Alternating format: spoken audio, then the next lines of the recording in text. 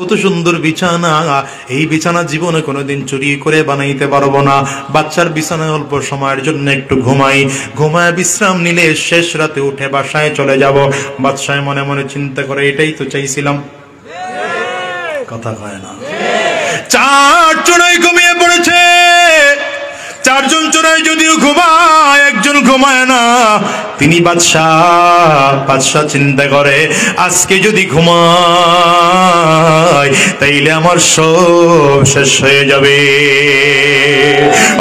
তুমিও ঘুমাও, আমিও ঘুমাই, গোটা পৃথিবীর সব মানুষগুলো ঘুমায়, গোটা দুনিয়ার বাদশাহ একজন আছে, তিনি হলেন আল্লাহ।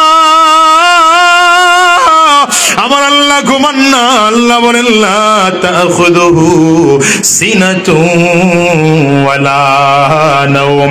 আমি আল্লাহ ঘুমাই না, আমি আল্লাহ জীবনীও দেই না। দুনিয়ার মুসলমানেরা এই জন্য মাঝে মাঝে বলি, আপনার সন্তান হয়েছে, আপনি আর আমি যখন ছোট বাচ্চা ছিলাম, মা বাচ্চাকে কোলের মধ্যে নিয়ে ঘুমাইতেছে, আপনার আমার বয়স তখন 1 দিন বা 2 দিন মাত্র, অল্প সময়ের বাচ্চা। মায়ের শরীরটা বড় দুর্বল, আরে বাচ্চার শরীরটা বড় দুর্বল, মা বেহুশের মতো করে ঘুমায়। হঠাৎ করে মায়ের হাতটা গভীর রাতে বাচ্চার নাকের মধ্যে পড়ে গেল। বাজান, এমন হয় কি হয় না? একটু আওয়াজ করে বলেন। ও মুসলমান রে, এই বাচ্চার হামাকের উপরে যখন মায়ের হাতটা পড়ে গেল, বাচ্চা মাকে যে বলবে, মা হাতটা একটু সরাও, এই ক্ষমতাও বাচ্চার নাই। নিজে সরে যাবে এই ক্ষমতাটাও বাচ্চার নাই। মায়ের হাতটা নিজের হাত দিয়ে সরিয়ে দেবে এই ক্ষমতাও বাচ্চার নাই। রাব্বি কারীম কইরে গোলাম, গোটা দুনিয়ার মানুষগুলো সব শুধু ঘুমায়, আমি আল্লাহ তাআলা ওই গভীর রাত যখন হয়ে গেল, তোর মায়ের হাতটা যখন তোর নাকের মধ্যে পড়ে গেল, আমি আল্লাহ তাআলা তখন ঘুমাই না। আমি আল্লাহ তাআলা কুদরতি নজর দিয়ে তাকিয়ে আছি।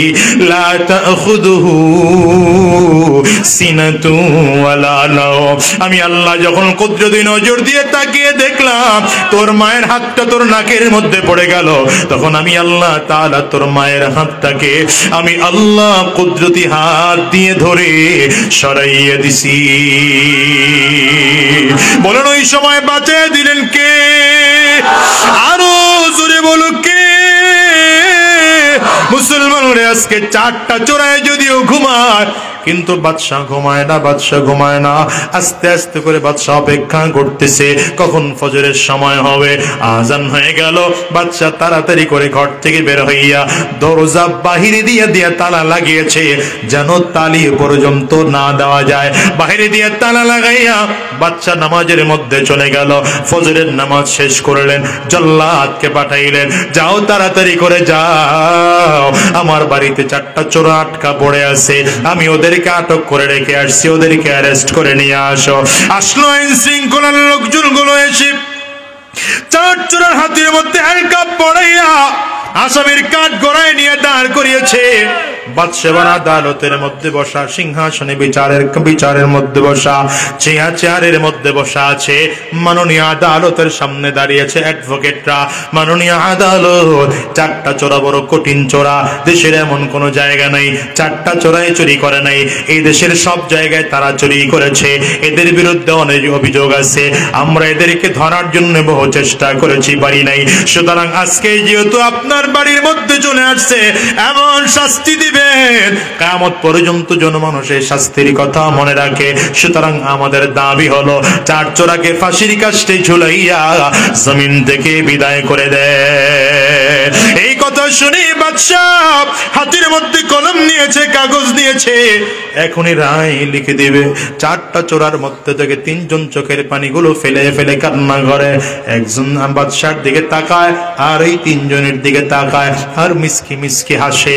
কোন বেটা? ওই যে রাতের অন্ধকারে দেখলেই দিনের বেলায় চিনে।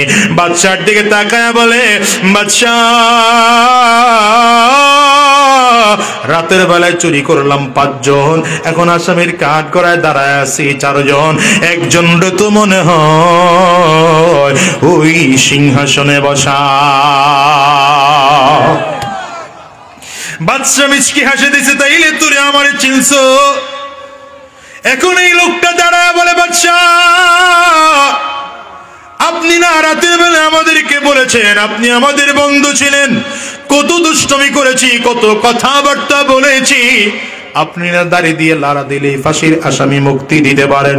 ও বাদশাহ আমরা রাতের বেলায় আপনার বন্ধু ছিলাম, আমরা অন্যায় করেছি, চুরি করেছি, তবে তওবা করলাম আর অন্যায় করব না, আর চুরি করব না, আর শয়তানি করব না। বাদশাহ গো আপনি আমাদেরকে মুক্তি দিয়ে দেন। কথা বললে বাদশাহ আর দিলটা নরম হয়ে গেল। জল্লাদরে ডাক দেয়, তাড়াতাড়ি কর, এদের হাতের থেকে হ্যান্ডকাপটা খুলে দে, জেল গেট থেকে বের করে দে। আর ডাক দেয়, সাবধান আজকে তোদেরকে ছেড়ে দিলাম, আমার সাথে রাতের বেলায় তোদের একটা সম্পর্কের কথা আদালতের মধ্যে প্রমাণ হয়েছে, এই জন্য আমি তোদেরকে মাফ করে দিলাম, তবে সাবধান জীবনে আর কোনোদিন চুরি করবি না, আর কারো সম্পদ নষ্ট করবি না। চারটা চোরাই জেল গেট থেকে বের হইয়া একজন আরেকজনের দিকে তাকিয়ে চোখের পানিগুলো ফেলে কান্না করে আর বলে, তওবা কর, আর জীবনে চুরি করবি না, আর কারো সম্পদ নষ্ট করবি না, ভালো করে তওবা কর। আজকের দুনিয়ার আদালতের মধ্যে বাদশার আদালতে বাদশার সাথে আমাদের একটা পরিচয় আছে, কথাটা প্রমাণিত হওয়ার কারণে যদি দুনিয়ার আদালতে ফাঁসির আসামির থেকে ক্ষমা পাইতে পারো, যদি সম্পর্ক আমার এখন থেকে মালিকের সাথে তৈয়ার করতে পারো, কিয়ামতের ময়দানে যদি জাহান্নামের আসামি হয়ে যাও আর আমার আল্লাহ তাআলার সাথে তোমার আমার সম্পর্কটা যদি নবীদের সামনে প্রমাণ হয়ে যায়, ফেরেশতাদের সামনে প্রমাণ হয়ে যায়, ইমানদারদের সামনে যদি প্রমাণ হয়ে যায়, আমার আল্লাহ সেদিনের তোমাকে আমাকে জাহান্নামে দিবে না, আমার মালিক তোমাকে আমাকে জান্নাতে সেদিন দিয়ে দিবে। ও দুনিয়ার মুসলমানেরা আমিও তোমাদেরকে বলে যাই, শোনো এই দুনিয়াটা কয়দিনের বলো, আজ আসি আগামী কালকে দুনিয়ায় বাঁচবো এমন কোনো গ্যারান্টি নাই, বরঞ্চ দুনিয়া আসার সিরিয়াল আছে, বাজার যাওয়ার কোনো সিরিয়াল নাই। এই দুনিয়া আগে দাদা আসে, তারপরে বাবা, তারপরে সন্তান। যাওয়ার সময় এমন হয় দাদা দুনিয়ায় থাকে, নাতি জমিন থেকে বিদায় হয়, বাবা দুনিয়া থাকে, সন্তান জমিন থেকে বিদায় হয়। তোমার আমার ক্ষেত্রেও এমন হতে পারে কি পারে না? একটু আওয়াজ করে চিল্লে বলো। এই বাজারে আজকের মজলিসটার দিয়ে তাকে দেখে দেখো দুনিয়ার কত মানুষ যেন এখানে আছে, বাবা হারিয়েছে, তাদের মা হারিয়েছে। ও বাজান রে, আমিও তো আমার মাকে হারাইলাম, আজকে 18টা বছর হয়ে গেল। এই বাজান আপনাদের এই মসজিদ রেজাল্ট জিরো, রেজাল্ট বলেন না, রেজাল্ট।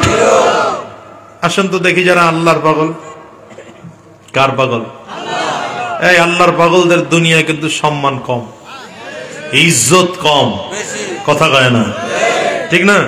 দেখেন না মানুষ আমো করে দেখলে কয় কাঠ মোল্লা। আল্লাহ আমো করে কাঠ দিয়ে বানাইছে, আপনা করে আগুন পানি মাটি বাতাস দিয়ে বানাইছে, আর হুজুর করে কাঠ দিয়ে বানাইছে।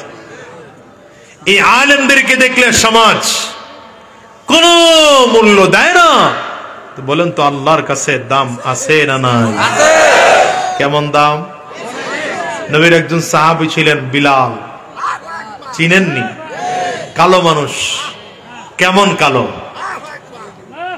হাবশা দেশের মানুষ, ঠোঁট দুইটা মোটা, নিজে গোলাম, বাবা গোলাম, দাদাও গোলাম। টাকা পয়সার দিক থেকে একেবারে নিঃস্ব, ক্ষমতার দিক থেকেও একেবারে নিঃস্ব, নাই কোনো ক্ষমতা, নাই কোনো ইজ্জত, দুনিয়া গোলাম জাদা গোলাম। কিন্তু আল্লাহর কাছে বিলালের দাম আছে না নাই? নবী রাহমাতুল লিল আলামিন যখন মেরাজ গেলেন, জান্নাত ঘুরে ঘুরে দেখতেছেন, জিবরিল আমিন নবীকে ধরে ধরে জান্নাত ঘুরে দেখাচ্ছেন। হঠাৎ করে দেখতেছেন জান্নাতে নবীজির সামনে কেউ হাঁটতেছে, এমন জুতার আওয়াজ পাওয়া যায়। জিবরিল আমিনকে নবী জিজ্ঞাসা করলেন, জিবরিল আমিন কে হাঁটতেছে সামনে? বলে আপনার বিলাল হাঁটতেছে। আরো জোরে বলা যায় না? আরো জোরে বলা যায় না? ওয়াল্লাযীনা আমানু আশাদ্দু হুব্বাল লিল্লাহ। والذين آمنوا أشد حبا لله রব্বে করিম বলেন যারা ঈমানদার তারা আমি আল্লাহকে পৃথিবীর সব থেকে বেশি ভালোবাসে। হযরত বিলালকে নবী আমার ডেকে বলেন, বিলাল, কিয়ামতের ময়দানে আমি নবীকে ডাকা হবে জান্নাতের গেট খুলে দেওয়ার জন্য, কারণ আমি নবীর হাতে জান্নাতের গেটের চাবি থাকবে। আমি আমার হাতের চাবি দিয়ে যখন জান্নাতের গেটটা খুলে দেব, কোন নবী আমার আগে জান্নাতে ঢোকার পারমিশন পাবে না। সবার আগে আমি নবী মুহাম্মদুর রাসূলুল্লাহ সাল্লাল্লাহু আলাইহি ওয়াসাল্লাম জান্নাতের মধ্যে ঢুকব। নবী বলেন আমার পরে অন্যান্য নবীরা জান্নাতে ঢোকার পারমিশন পাবে।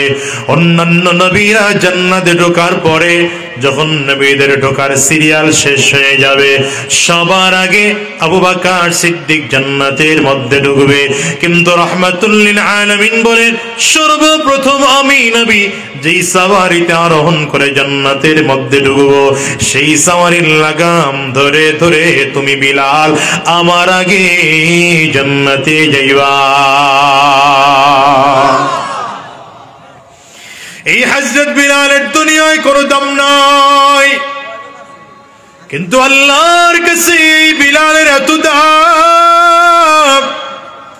বিলাল হাবশী রাদিয়াল্লাহু আনহু জান্নাতে নবীর আগে চলে যাবেন, জান্নাতে নবীর লাগাম ধরে ধরে নবীর আগে জান্নাতে যাবে। রাহমাতুল লিল আলামিন সাহাবায়ে কেরামদেরকে ডেকে বলেন, সাহাবীরা, ইন্নী লা আরাফু রাজুলান বিইসমিহি ওয়া বিইসমি আবিহি ওয়া উম্মিহি লা ইয়াতি বাবাম মিন আবওয়াবিল জান্নাহ ফায়ুকালু লাহু মারহাবান মারহাবা।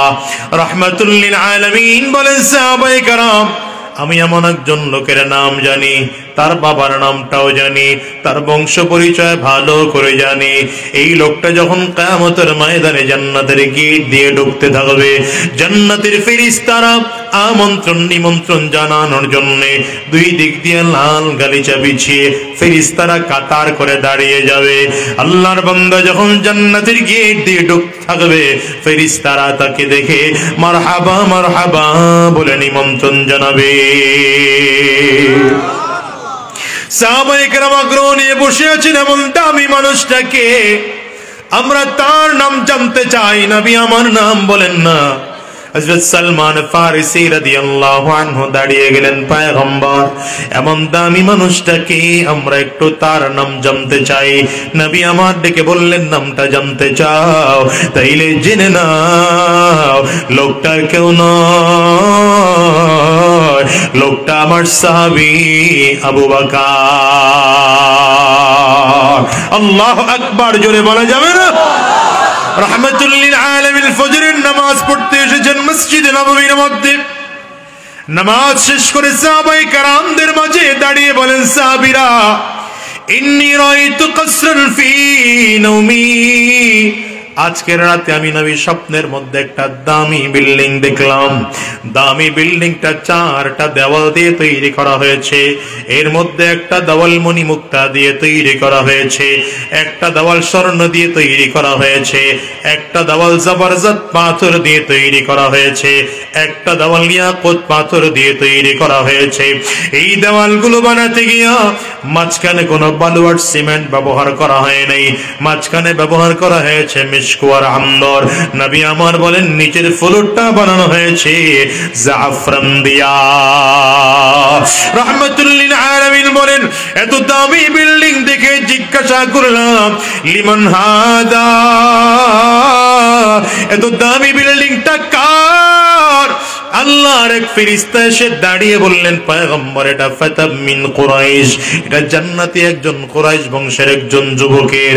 নবী আমার বলেন, যানান্তু ইন্নী মিন কুরাইশ ওয়া ইন্নাহু লি, নবী আমার বলেন আমি মনে মনে চিন্তা করলাম আমিও তো কুরাইশ বংশের একজন যুবকের, তাইলে মনে হয় জান্নাতের বাড়িটা আমার জন্যই বরাদ্দ করা। নবী আমার বলেন, এক কদম দুই কদম সামনের দিকে বাড়াইলাম, আর রাত করে আল্লাহর এক ফেরেশতা এসে দাঁড়িয়ে তাকাইয়া বললেন পয়গম্বর এই বাড়িটা আপনার নয়, এই বাড়ি আপনার সাহাবী ওমরের। রাহমাতুল লিল আলামিন ডেকে বলেন إن لكل نبي رفيق في الجنة وأنت رفيقي في الجنة يا عثمان نبي আমার ডাক দে রে উসমান সব নবীদেরকে জান্নাতের মধ্যে একজন সাথী দেওয়া হবে, সঙ্গী দেওয়া হবে, বন্ধু দেওয়া হবে। জান্নাতের মধ্যে আমি নবীর সাথী আর সঙ্গী যে হবে সে আর কেউ নয়, সেই হবে তুমি উসমান। নবী আমার ডাক দেয় রে আলী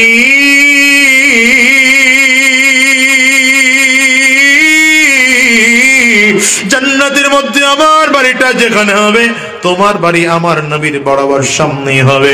হযরত আলী রাদিয়াল্লাহু আনহু বলেন পয়গম্বর আমার বাড়িটা আপনার বাড়ির সামনে হবে না পিছনে হবে, আমার আগে জানার বেশি প্রয়োজন না, আমার জানার সব থেকে বেশি দরকার পয়গম্বর আপ জান্নাতের মধ্যে থাকা অবস্থায় আপনারে চাইলেই দেখা যাবে নি নবী আমার। কারণ দুনিয়ায় থাকতে গিয়া সব থেকে আমার মনটা যখন খারাপ হয় আপনার সুন্দর চেহারাটার দিকে তাকাইলে আমার মনটা ভালো হয়ে যায়।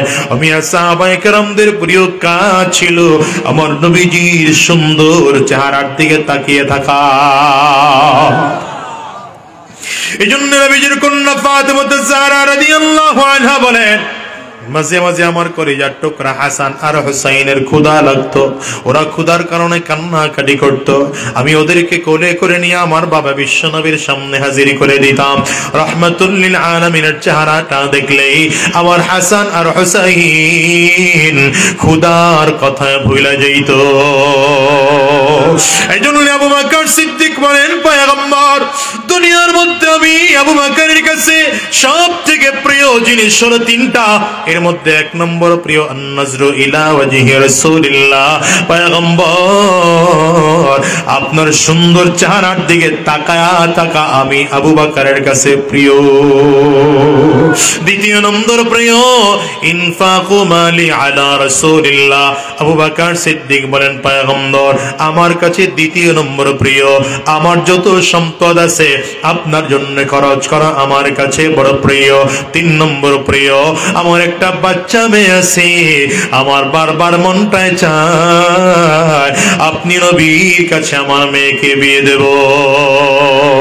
নবী আমার কোনো কথা বলেন না, হ্যাঁ বলেন না, না বলেন না। হঠাৎ করে জিবরিল আমিন আমার নবীর কাছে এসে হাজির। জিবরিল আমিন আয়েশা রেশমি রুমাল একটা আমার নবীর হাতে ধরায়া দিয়ে বললেন পয়গম্বর এই রেশমি রুমালটার মধ্যে নাকি একটা মেয়ের ছবি আছে, আল্লাহ তাআলা বলেছে মেয়েটাকে যদি পছন্দ হয় বিয়ের প্রস্তাব আমার আল্লাহ নিজে দিয়ে পাঠাইছে। নবী আমার ডাক দেয় রে আবু বকর দেখো তো এই ছবিটা কার? আবু বকর সিদ্দিক বলেন পয়গম্বর আল্লাহর কসম এই ছবিটাই তো আমার মেয়ের ছবি। নবী আমার ডেকে বললেন আবু বকর এইবার তোমার মেয়েটা ছোট না বড়, ভালো না মন্দ, সুন্দর না অসুন্দর দেখার কোনো প্রয়োজন নাই, আমি নবী বিয়ে করার জন্য তৈয়ার। আল্লাহু আকবার চিল্লায়া জোরে বলো। হ্যাঁ সাহাবায়ে কেরামদের প্রিয় কাজ আমার নবীর চেহারার দিকে তাকিয়ে থাকা, আমার নবীর জন্য সম্পদ খরচ করা, আমার নবীর কাছে নিজের মেয়েটাকে বিয়ে দেওয়া, এটা আবু বকর সিদ্দিক রাদিয়াল্লাহু আনহুর কাছে বড় প্রিয় জিনিস। তাইলে বুঝলে বলেন তো আম্মা জান আয়েশা সিদ্দিকার বিয়ের প্রস্তাব আমার নবী আগে দিয়েছেন না আবু বকর সিদ্দিক আমার নবীর কাছে বিয়ের প্রস্তাব পাঠাইছেন? আবু বকর সিদ্দিক পাঠাইছেন। শুধু তাই নয় আল্লাহ তাআলা আমার নবীর কাছে বিয়ের প্রস্তাব দিয়ে পাঠাইলেন। এরপরেও যদি আজকে 1450 বছর পরে এসে কোনো বদমাশ যদি আমার নবীকে চরিত্রহীন বলে গালি দেয়, আমার নবীকে নারী লোভী বলে গালি দেয়, আমার নবীকে ধর্ষক বলে গালি দেয়, আমার নবীর চরিত্র নিয়ে কথা বলে, ওর মগজ ঠিক নাই, বাংলার জমিন থেকে ওরে জুতা পিটা করে বিদায় করা দরকার। ঠিক কিনা হাত উঁচা করে বলো। আমরা এতদিন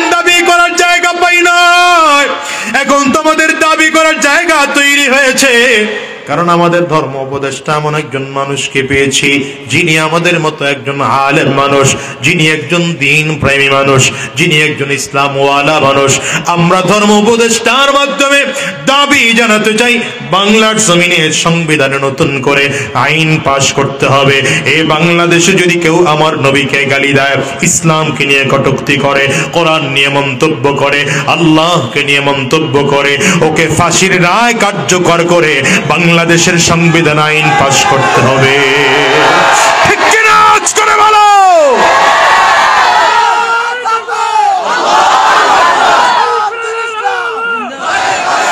দুনিয়ার মুসলমান শোনো, নবীরে গালি দেওয়ার একদল লোক এ জমিনে আছে না নাই? আরো জোরে বলো, আছে না নাই? সাবধান, নবীকে গালি দিবা না, কারণ আমরা মুসলমান জাতি, রক্ত দেওয়া জাতি। আমরা নবীর মহাব্বতে রক্ত দিতে পারি, কোরআনের মহাব্বতে রক্ত দিতে পারি। কথা বল না কেন? যতই বড় স্বৈরাচার এ দেশটা দখল করে ফেলুক, আমরা রক্ত দিয়ে স্বৈরাচারকেও বিদায় করতে পারি। ঠিক কিনা? ঠিক না? বারবার রক্ত দেওয়া জাতি আমরা, প্রয়োজনে আবার রক্ত দেব। কি কথা বল না কেন?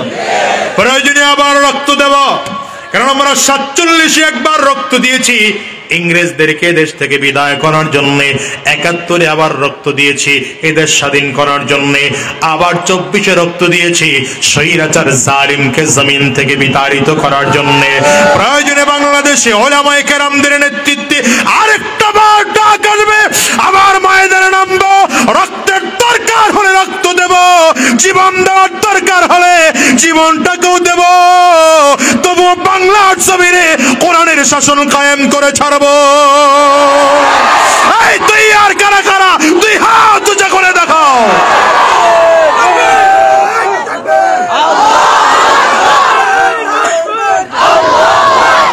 হ্যাঁ মুসলমান, এই জন্য দুনিয়ার নেতা ঠেতা মানা বাদ দাও। দুনিয়া তো বহুত নেতা দেখলাম, কি কথা বল না কেন? শেষ পর্যন্ত দেখা গেল এই নেতা, এরা নেতা না, এরা সব খাদক।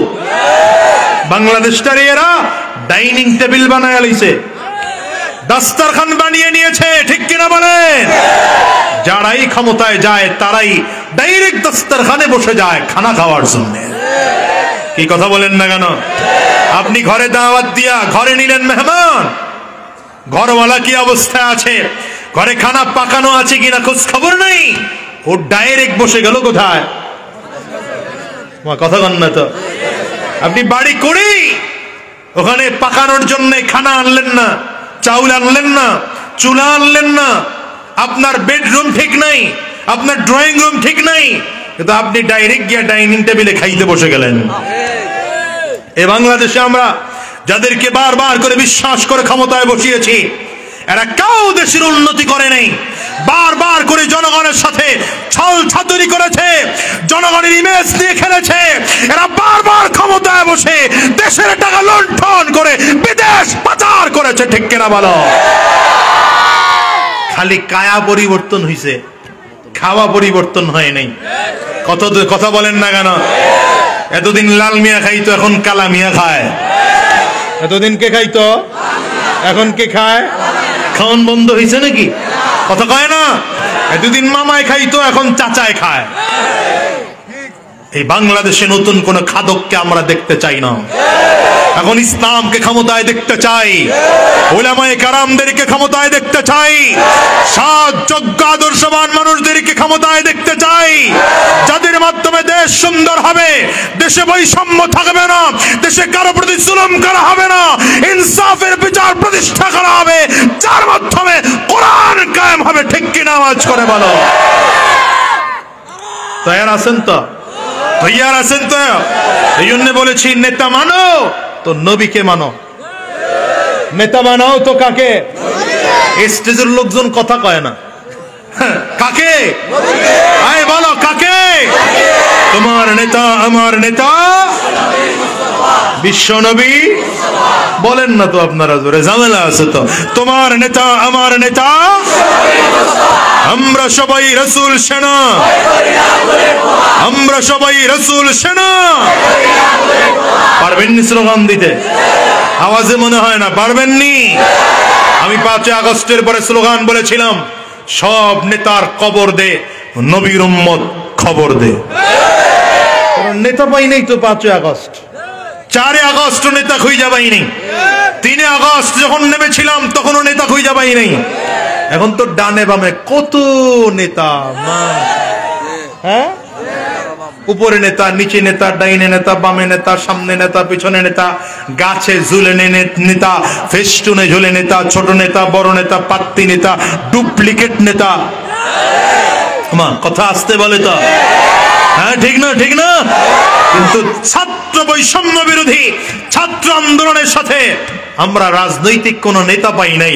দেখেছি রাজনৈতিক ব্যক্তিত্ব হিসাবে একজন সশরীরে মাঠে নেমেছিলেন, শাইখুল হাদিস মুফতি সৈয়দ ফায়জুল করিম শাইখ চরমনায়। ঠিক কিনা করে বলো, কার বুকের পাতা কতটুকু বুঝা গেছে তখন। আস্তে কই লোকে, কার বুকের জোর কতটুকু তখন বুঝা গিয়েছে। সর্বশেষ 3 আগস্ট যখন শায়েখে চরমনাই সশরীরে মিছিল নিয়ে নেমেছিলেন, সেদিন শায়েখে চরমনাইকে গুলি করা হলে তিনিও বাঁচতেন না, আমিও বাঁচতাম না। 3 আগস্ট নেমে যে থেমে গেছি এমন না, 4 আগস্ট আবার নামছি। সর্বশেষ 5 আগস্ট নেমেছেন বৈষম্য বিরোধী ছাত্র আন্দোলনের সাথে একাত্মতা ঘোষণা করে লক্ষ জনতার মিছিল নিয়ে ঢাকায়। সেই সময় জালিমের দেওয়া কারফিউ হয়ে গেছে শায়েখে চরমনাই। বাংলাদেশের মানুষ তো ইতিহাস ভুলে যায়, অবদান মনে রাখে না। কি কথা বল না কেন? ওই যে ইংরেজদেরকে বিতাড়িত করার জন্য দিল্লির শাহী জামে মসজিদ থেকে, বুখারীর দরস থেকে শাহ ওয়ালিউল্লাহ মুহাদ্দিস দেহলভী রাহমাতুল্লাহি আলাইহি হুঙ্কার দিয়েছিলেন। এই জাতি ভুলে গেছে তা। এদের স্বাধীন করার জন্য মাওলানা ভাসানীর কি অবদান ছিল, শাইখুল হাদিসের কি অবদান ছিল, এই জাতি তাও ভুলে গেছে। আসতে বলেন কেন, জোরে বলেন। যুগের পরিবর্তনে 2024-এর আন্দোলনে শায়েখে চরমনাইর অবদান কি এই জাতি কিছুদিন পরে সেটাও ভুলে যাবে। এই জন্য বলি, দুনিয়ার নেতা টেতা বাদ দেন, সব নেতার কবর দেন, নবীর উম্মতরে খবর দেন।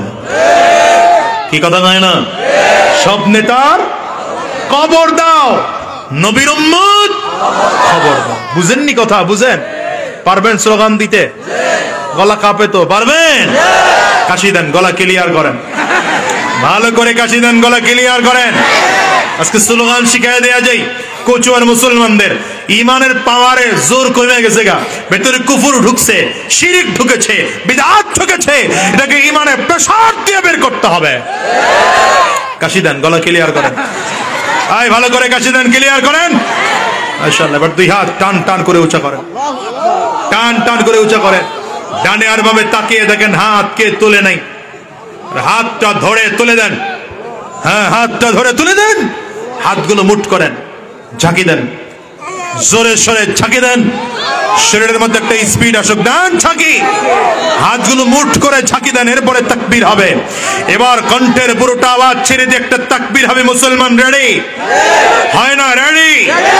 আরো জোরে রেডি? নারে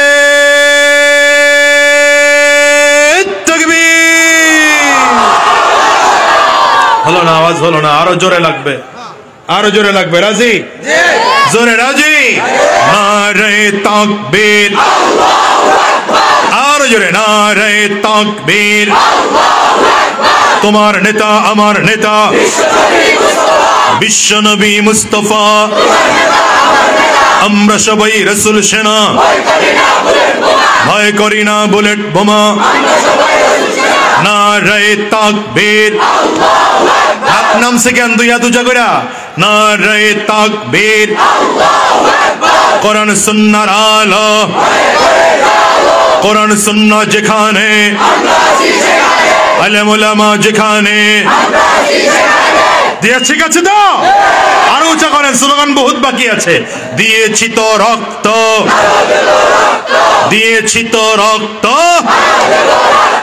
রক্তের বন্যায়, রক্তের বন্যায়, দিল্লি না ঢাকা, দিল্লি না ঢাকা, দালালি না রাজপথ।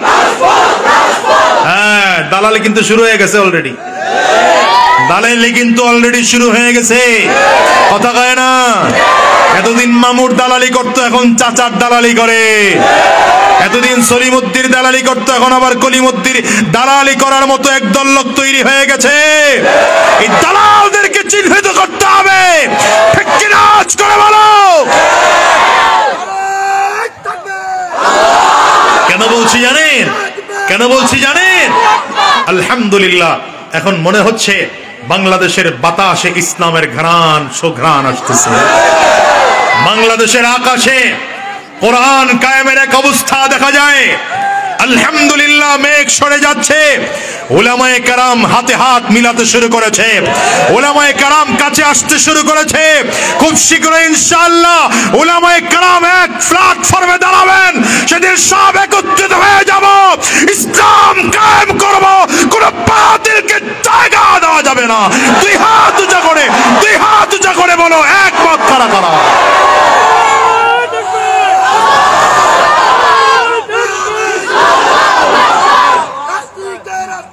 আল্লাহ কবুল করুন।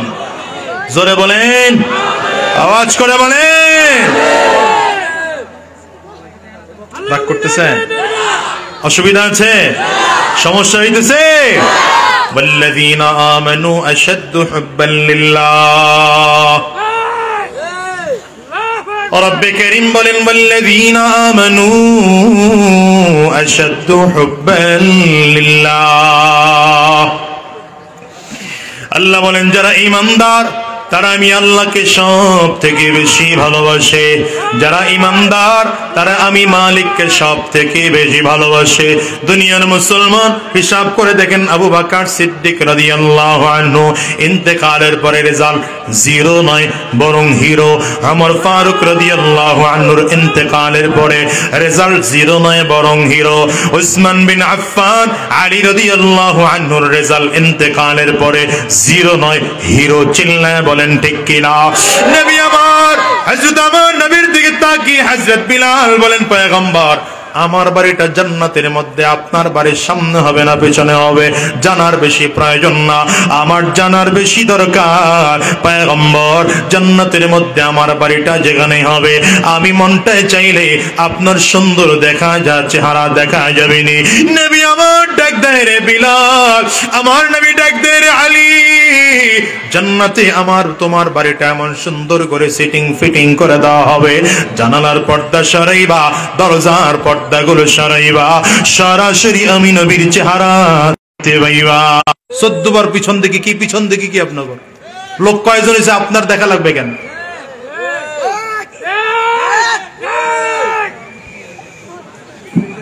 আল্লাহ, ওখানে বাঁশি ফুটাইতেছে কে?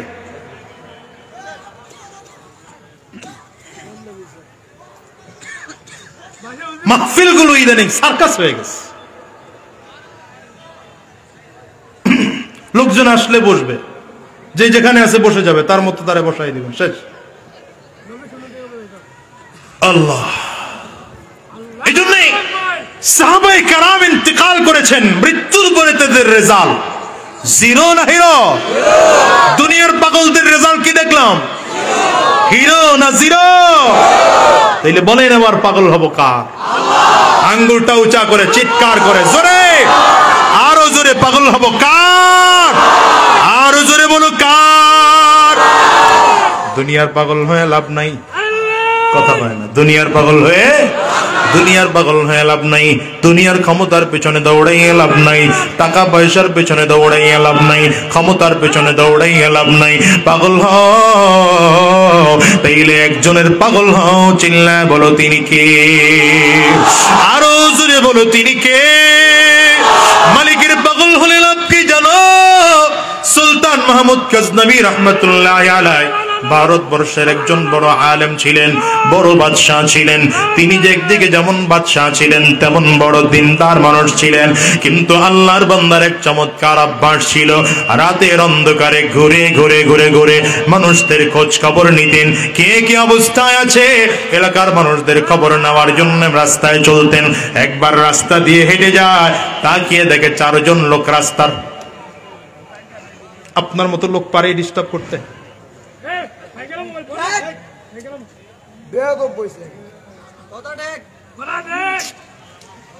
মুশকিল। এই মাহফিল গুলো ইদানিং সাজসজ্জা ভালো হয়, মাহফিল গুলো নষ্ট হয়ে যেতেছে। মাঝে মাঝে মন চায় বয়ানগিরি ছাইরা দিতে। আজ থেকে বয়ান নামক শুরুর জমানায় ওই 2008-এ 7-এ 9-এ যখন বয়ান করতাম, তো এত ভেজালওয়ালা শ্রোতা সামনে থাকতো না। যারা থাকতো তাকাইলেই মনে হতো এরা দিলওয়ালা মানুষ। আর এখন দিলওয়ালা মানুষ পাওয়া যায় না।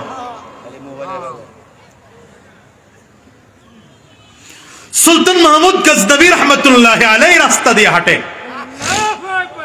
তাকিয়ে দেখে রাস্তার পাশে 4 জন লোক। বারবার তাদের দিকে তাকায়, সামনের দিকে চলে, তাকায়, সামনের দিকে চলে। কে দেখতেছে? এই 4 জন লোক ছিল চোর। 4 জন কি? এই কথা কয়েন, 4 জন কি? সুলতান মাহমুদ গজনবী বারবার তাদের দিকে তাকায়। তো এদের মধ্যে একজন ডাক দিছে, এই একা একা চুরি করে সুবিধা করতে পারবা না, আমাদের কাছে আসো, আমরা মিলে একসাথে চুরি করি, যা হবে সমান সমান ভাগ নেব। 4 জন মনে করছে যে এ লোক আসলে চোর না বাদশাহ। বাদশাহ নিজের পরিচয় গোপন করে 4 জনের সামনে দাঁড়ায় বলে, চুরি তো করবো তোমাদের সাথে, তোমাদের যোগ্যতা কি? যোগ্যতা আছে? না থাকলে তো চুরি করে লাভ নাই। 4 জন কয় ভালো যোগ্যতা আছে। একজন দাঁড়ায় বলে, আমার যোগ্যতা হলো আমি রাতের অন্ধকারে কাউকে দেখলে দিনের বেলায় চিনি, এটা আমার চোখের যোগ্যতা।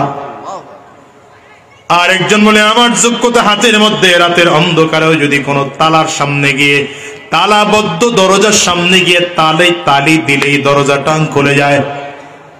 বুঝেন নাই? আরেকজন বলে, আমার যোগ্যতা হলো কানে, আমি কুকুরের আওয়াজ দেখলে বুঝি যে কুকুর কি বলতে চায়। এক একজন এক এক যোগ্যতা কয়। আরেকজন বলে, আমার যোগ্যতা হলো নাকের মধ্যে আমি নাকে ঘেরান নিয়ে বলতে পারি গোডাউনের মধ্যে কি আছে। বাদশা বলে, তাইলে তোমাদের সাথে চুরি করা যায়। 4 জন বড় যোগ্যতা সম্পন্ন চোর, তোমাদের সাথে চুরি করা যায়। 4 জন ডাক দেয়, আমি আমাদের 4 জনের যোগ্যতার কথা শুনলাম, তোমার যোগ্যতা বললা না তো।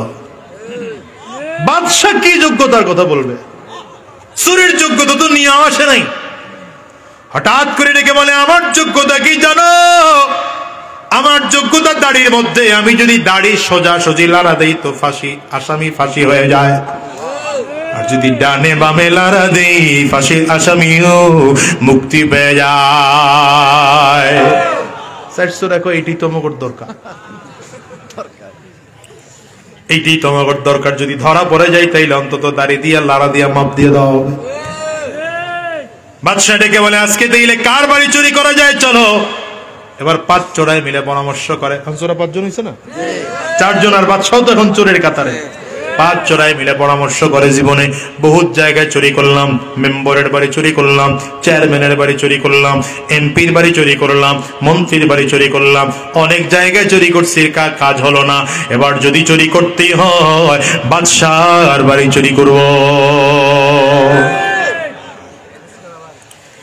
বাদশার বাড়ি চুরি করবো, কোনো অসুবিধা নেই। সুলতান মাহমুদ গজনবী রহমতুল্লাহি আলাইহি বলেন, টেনশন করো না, আমিও বাদশার বাড়িতে চিনি। বাদশা আবার সামনে সামনে চলতেছে, পেছনের 4 চলতেছে। বাদশার বাড়ি দিয়ে যখন যায়, কুকুর আওয়াজ করে উঠছে, যে কুকুরের ভাষা বোঝে, একা দাঁড়া। পরিস্থিতি ভালো মনে হয় না। বলে, কেন? বলে, কুকুর বলতেছে মনে হয় বাদশা আমাদের সাথে আছে।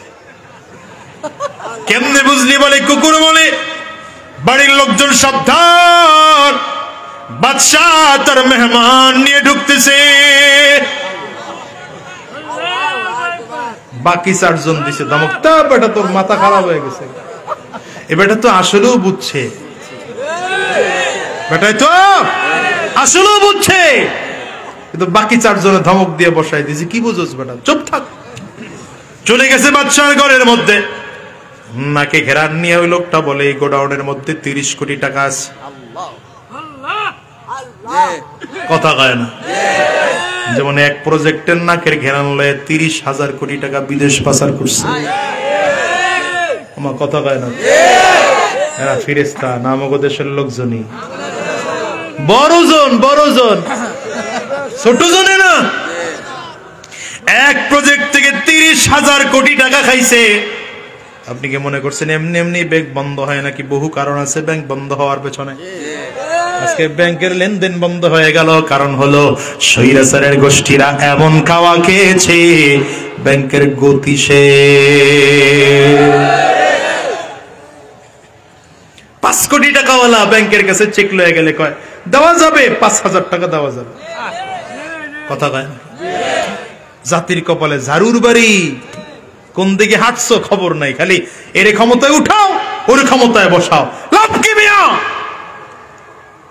এই ক্ষমতাসীন মানুষগুলো ইসলামের সব থেকে বেশি ক্ষতি করেছে, ঠিক কিনা বলো? এরা ইসলামের কোনো উপকার করতে পারে নাই। এই জন্য সব ক্ষমতাওয়ালা বাদ দাও, কোরআনওয়ালাকে ক্ষমতায় বসাও। রাগ করতেছেন? করলে করেন গা, আমি খালি বর্ডার পার হইতে পারলিস। ঘেরানওয়ালা ঘেরান নিয়ে বলে এখানে কে আছে বের করো। ওই যে তালাওয়ালা তালি দেয়, তালা খুলে যায়, বস্তায় ভরতেছে। এখানে অমুক গোডাউনে অমুক মাল আছে, এখানে স্বর্ণ গয়না আছে, এখানে রূপা আছে। বাদশার বাড়ি চুরি, বুঝেন তো কি পরিমাণ। হ্যাঁ, ভাগার সময়ও 22 বিরিট কেস লইয়া ভাগা লাগে। কথা 22টা না 16টা? হ্যাঁ মুসলমান চলে গেল এবার বাদশার বাড়িতে চুরি কইরা বস্তায় বস্তায় বস্তায় ভরছে। কি কথা কয় না, সব বস্তায় ভরলো তো ভালো কথা। বস্তায় ভরে ভরে রাত্র গভীর হয়ে গেল। চিন্তা করে এত গভীর রাত হইছে, তাইলে এত গভীর রাতে কষ্ট করে চুরি করলাম, একটুখানি বিশ্রাম করে। একজন দাঁড়ায় বলে দেখ বাদশার কত সুন্দর বিছানা, এই বিছানা জীবনে কোনোদিন চুরি করে বানাইতে পারবো না। বাদশার বিছানায় অল্প সময়ের জন্য একটু ঘুমাই, ঘুমায় বিশ্রাম নিলে শেষ রাতে উঠে বাসায় চলে যাব। বাদশায় মনে মনে চিন্তা করে এটাই তো চাইছিলাম। কথা কয় না। 4 চোরাই ঘুমিয়ে পড়েছে। 4 জন চোরাই যদিও ঘুমায়, একজন ঘুমায় না, তিনি বাদশাহ চিন্তা করে আজকে যদি ঘুমায় তাইলে আমার সব শেষ হয়ে যাবে। তুমিও ঘুমাও, আমিও ঘুমাই, গোটা পৃথিবীর সব মানুষগুলো ঘুমায়, গোটা দুনিয়ার বাদশাহ একজন আছে, তিনি হলেন আল্লাহ। আমার আল্লাহ ঘুমান না। আল্লাহ বলেন লা তাখুযুহু সিনাতুন ওয়ালা নাওম। আমি আল্লাহ ঘুমাই না, আমি আল্লাহ জীবনীও দেই না। দুনিয়ার মুসলমানেরা এই জন্য মাঝে মাঝে বলি আপনার সন্তান হয়েছে, আপনি আর আমি যখন ছোট বাচ্চা ছিলাম, মা বাচ্চাকে কোলের মধ্যে নিয়ে ঘুমাইতেছে, আপনার আমার বয়স তখন 1 দিন বা 2 দিন মাত্র, অল্প সময়ের বাচ্চা। মায়ের শরীরটা বড় দুর্বল, আরে বাচ্চার শরীরটা বড় দুর্বল, মা বেহুশের মতো করে ঘুমায়। হঠাৎ করে মায়ের হাতটা গভীর রাতে বাচ্চার নাকের মধ্যে পড়ে গেল। বাজান এমন হয় কি হয় না? একটু আওয়াজ করে বলেন। ও মুসলমান রে, এই বাচ্চার হামাকের উপরে যখন মায়ের হাতটা পড়ে গেল, বাচ্চা মাকে যে বলবে মা হাতটা একটু সরাও, এই ক্ষমতাও বাচ্চার নাই। নিজে সরে যাবে এই ক্ষমতাটাও বাচ্চার নাই। মায়ের হাতটা নিজের হাত দিয়ে সরিয়ে দেবে এই ক্ষমতাও বাচ্চার নাই। রাব্বি কারীম কইরে গোলাম, গোটা দুনিয়ার মানুষগুলো সব শুধু ঘুমায়, আমি আল্লাহ তাআলা ওই গভীর রাত যখন হয়ে গেল, তোর মায়ের হাতটা যখন তোর নাকের মধ্যে পড়ে গেল, আমি আল্লাহ তাআলা তখন ঘুমাই না। আমি আল্লাহ তাআলা কুদরতি নজর দিয়ে তাকিয়ে তাকিয়ে আছি। লা তাখুযুহু সিনাতু ওয়ালা নাওম।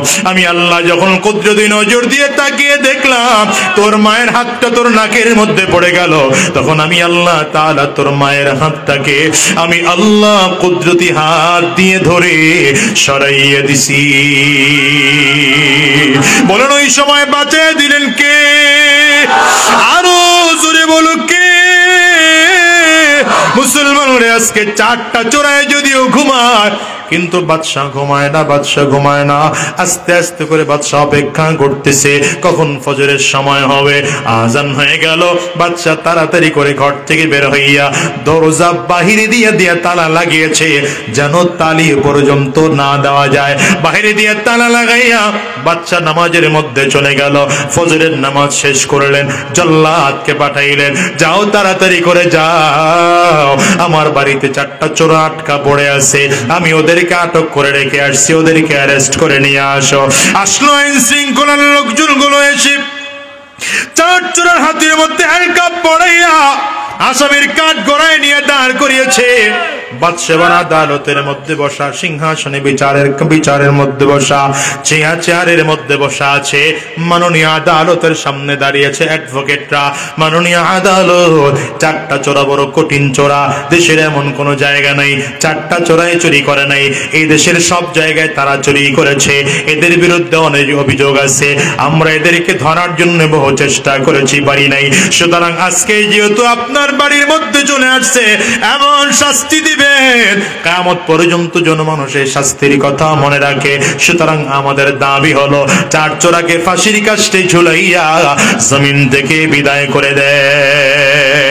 এই কথা শুনে বাদশাহ হাতের মধ্যে কলম নিয়েছে, কাগজ নিয়েছে, এখনই রায় লিখে দিবে। চারটা চোরার মধ্যে থেকে তিনজন চোখের পানিগুলো ফেলে ফেলে কান্না করে। একজন বাদশার দিকে তাকায়, আর এই তিনজনের দিকে তাকায়, আর মিসকি মিসকি হাসে। কোন বেটা? ওই যে রাতের অন্ধকারে দেখলেই দিনের বেলায় চিনে। বাদশার দিকে তাকায় বলে, বাদশা, রাতের বেলায় চুরি করলাম 5 জন, এখন আসামির কাঠ গড়ায় দাঁড়ায় আছি 4 জন। একজন তো মনে হয় ওই সিংহাসনে বসা।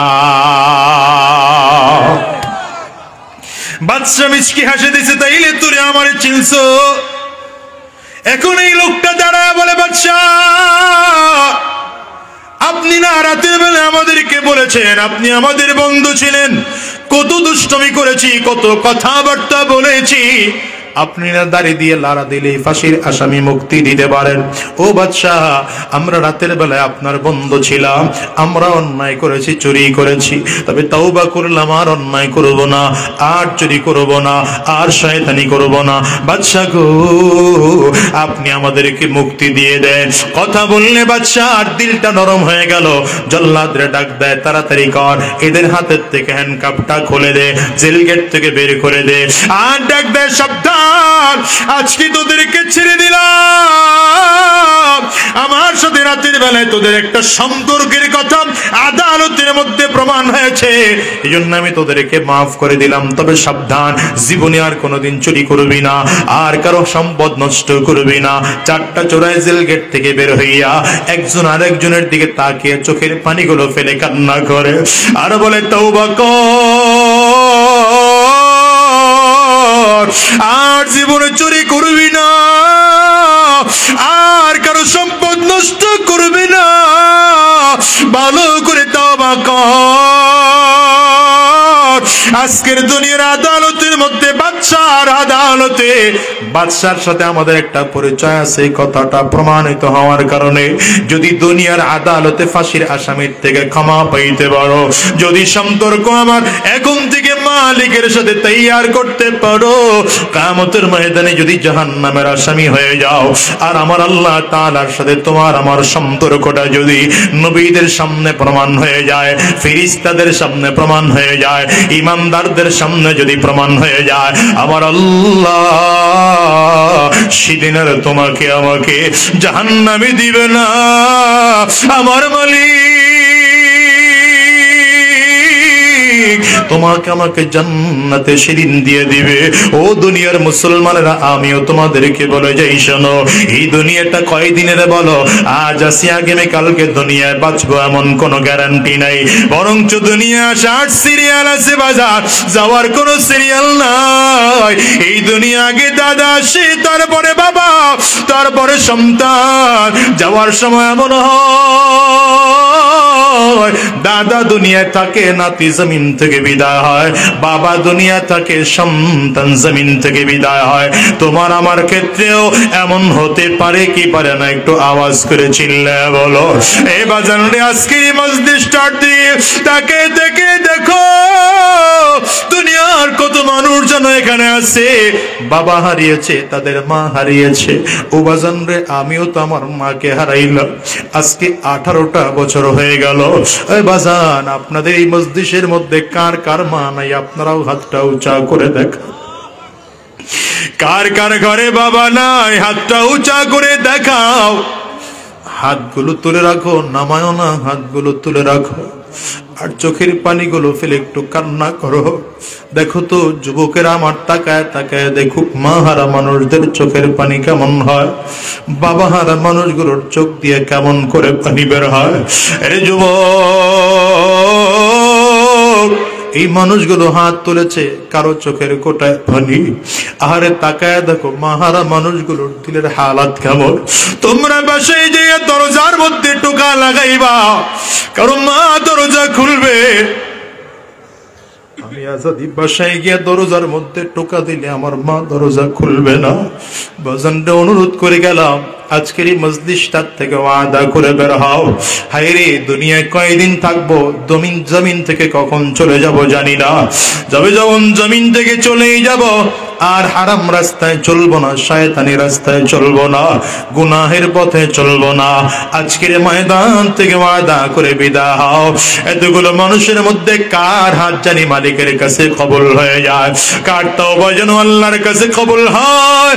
আয় আল্লাহ, দুনিয়ার সম্পদের পিছনে আর দৌড়াবো না, টাকার পিছনে দৌড়াবো না, আর ক্ষমতার পিছনে দৌড়াবো না।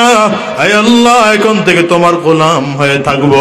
যতদিন এই জমিনের মধ্যে থাকবো, মালিকের গোলামি করব, সম্পর্কটা মালিকের সাথে করব। ও মুসলমান, কারা কারা তৈয়ার আছো? দুইটা হাত উঁচা করে আমার আল্লাহকে দেখাও। আওয়াজ দিয়ে চিৎকার করে জোরে ডাকো আল্লাহ, আরো জোরে ডাকো আল্লাহ। চোখে যদি পানি না আসে, কান্নার বান ধরে ডাকো না আল্লাহ। দয়ার মালিক,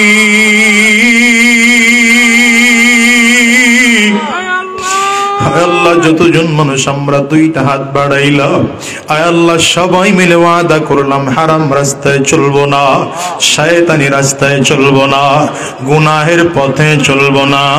আল্লাহ, তুমি কবুল করে নাও, কবুল করে নাও। আওয়াজ করে বলো আমিন।